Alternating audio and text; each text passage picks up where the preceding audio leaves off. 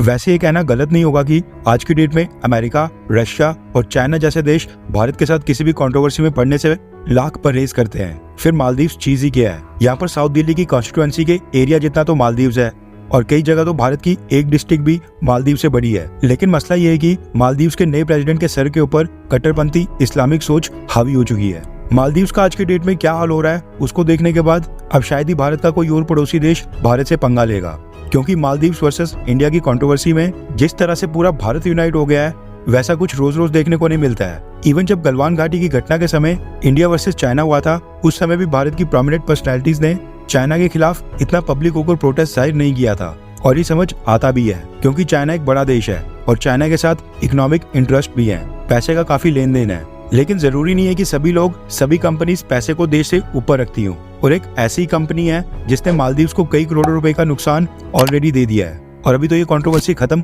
हुई भी नहीं है। भारत सरकार ने तो खैर मालदीव्स के हाई कमिश्नर को समन करने के अलावा मालदीव्स के ऊपर और कोई भी एक्शन नहीं लिया है। लेकिन भारत की tour and travel giant Ease My Trip ने मालदीव्स के ऊपर एक बहुत ही बड़ा एक्शन ले लिया है। वैसे जिनको नहीं पता उनकी जानकारी के लिए बता दूं कि ईज माई ट्रिप भारत की एक leading tour and travel company है जो कि मालदीव्स और दुनिया के बाकी कई देशों और कई सारी डेस्टिनेशंस के लिए होटल्स, फ्लाइट्स और टूर पैकेजेस की बुकिंग करती है। मालदीव्स के प्रति भारत के लोगों में आक्रोश देखते हुए अब ईज माई ट्रिप कंपनी ने ये घोषणा की है कि मालदीव्स के लिए अब वो अपने प्लेटफॉर्म के ऊपर कोई भी फ्लाइट बुकिंग नहीं करेंगे और आज के बाद कुछ समय के लिए उनकी वेबसाइट और एप्लीकेशन के ऊपर मालदीव्स की फ्लाइट्स बिल्कुल भी बुक नहीं की जा सकेंगी। कंपनी के सीईओ और को फाउंडर ने इस चीज की खुद ही घोषणा की है और कहा है कि वो मालदीव्स की जगह अब भारत के लक्षद्वीप आइलैंड्स और अयोध्या, जहां पर राम मंदिर बन रहा है, इनके लिए स्पेशल ऑफर्स और टूर पैकेजेस लेकर आएंगे और अपने देश के आइलैंड्स और अपने देश की टूरिस्ट डेस्टिनेशंस को प्रमोट करने का काम करेंगे। नो डाउट कि इस स्टेप से कंपनी को काफी नुकसान होगा क्या, ऑलरेडी हो रहा होगा। हजारों लोगों की फ्लाइट्स कैंसिल होंगी, लेकिन उससे भी बड़ा नुकसान होगा मालदीव्स का,